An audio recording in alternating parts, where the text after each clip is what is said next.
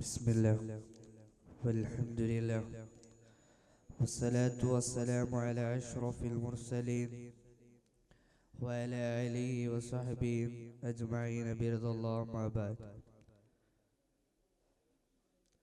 സർവാദരണീയരായ ഉസ്താദുമാർ, മറ്റെൻ്റെ ശബ്ദം ശ്രവിക്കുന്ന മുതഅല്ലിം സുഹൃത്തുക്കൾ, വിധികർത്താക്കൾ, അസ്സലാമു അലൈക്കും വറഹ്മത്തുള്ളാഹി തആല വബറകാതുഹു. വിശാലമായ ആമുഖത്തിലേക്കൊന്നും കടക്കാതെ ഏറെക്കാലമായി ചർച്ച ചെയ്തുകൊണ്ടിരിക്കുന്ന വിഷയത്തെക്കുറിച്ച് ചില വാക്കുകൾ സൂചിപ്പിക്കാൻ ആഗ്രഹിക്കുകയാണ്. ആയുധങ്ങളുടെ പിറവിയും വികാസവും കൂടി ചേർന്നതാണ് മനുഷ്യരാശിയുടെ നാളിതുവരെയുള്ള ചരിത്രം എന്ന് പറയുന്നത്. രണ്ടാം ലോക മഹായുദ്ധത്തിന്റെ ദൂരവ്യാപക പ്രത്യാഘാതങ്ങളും ഉള്ളടങ്ങിയ അവസാനത്തോടുകൂടെ ആയുധമെന്ന ആശയത്തിന്റെ ഭൗതിക രൂപങ്ങൾ പലപാടെ മാറുന്നുണ്ട്. ശരീരങ്ങളെയും ദേശങ്ങളെയും ഉടൻ പിളർക്കാൻ കലിപ്പുള്ള ബോംബുകളെ പോലും ദീർഘകാലത്തേക്ക് നിഷ്പക്ഷമാക്കുന്ന ആയുധങ്ങളെ സൃഷ്ടിച്ചുകൊണ്ടിരിക്കുകയാണ്.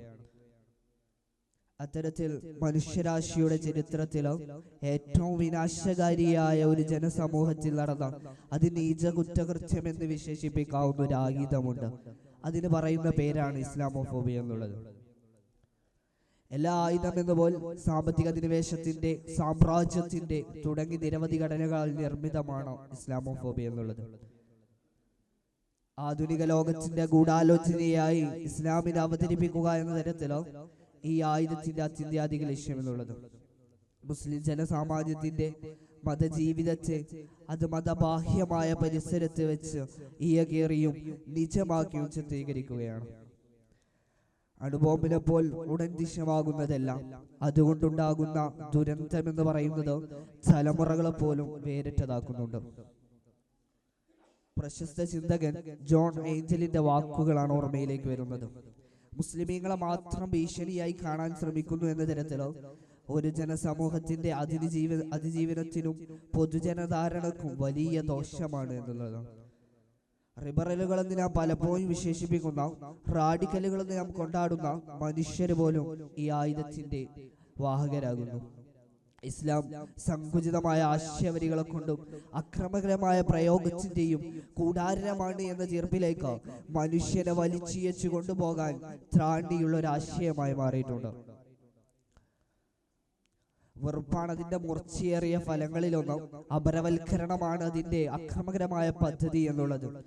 അങ്ങനെ ഈ ആയുധത്തിന്റെ മുറിവേറ്റ ബാബരി അനന്തര ഇന്ത്യ മുതൽ ആൾക്കൂട്ട കൊലപാതകങ്ങളുടെയും അവസാനം ഇന്ന് വഖഫ് ഭേദഗതിയിൽ വരെ എത്തി നിൽക്കുമ്പോൾ ഞാൻ പറഞ്ഞു വരുന്നത് ഭൗതിക രൂപമാർജിച്ച ആശയങ്ങളുടെ പ്രഹരശേഷി നാം നിത്യേന കാണുകയാണ്. അത്തരത്തില് ഭൗതികമായി തീർന്നൊരു ആശയം കൂടിയാണ് ഇസ്ലാമോഫോബിയ എന്നുള്ളത്. എന്നാൽ ഇസ്ലാമോഫോബിയ വളർത്തിയ സാമ്രാജ്യം എന്ന് പറയുന്നത് എക്കാലവും എതിർത്ത് നിൽക്കാൻ മുസ്ലിം എന്ന പൊളിറ്റിക്കൽ ഇസ്ലാം വിവാദനം ചെയ്ത മുസ്ലിം അത് കൂടെ കടന്ന് ക്രിമിനൽ രൂപങ്ങളെ സൃഷ്ടിക്കാൻ കൂടി സാമ്രാജ്യം ശ്രമിച്ചിട്ടുണ്ട്. അങ്ങനെ സൃഷ്ടിക്കപ്പെട്ട പൊളിറ്റിക്കൽ ഇസ്ലാം മുൻനിർത്തി ഫോബിയകളെ പോലെയുള്ള ബോംബുകളെ പലയിടങ്ങളിലും അത് വർഷിപ്പിച്ച് വിജയം കണ്ട ചോര പുരണ്ട കണക്കുകൾ നമുക്ക് ചരിത്രത്തിൽ നിന്ന് വായിച്ചെടുക്കാൻ കഴിയും.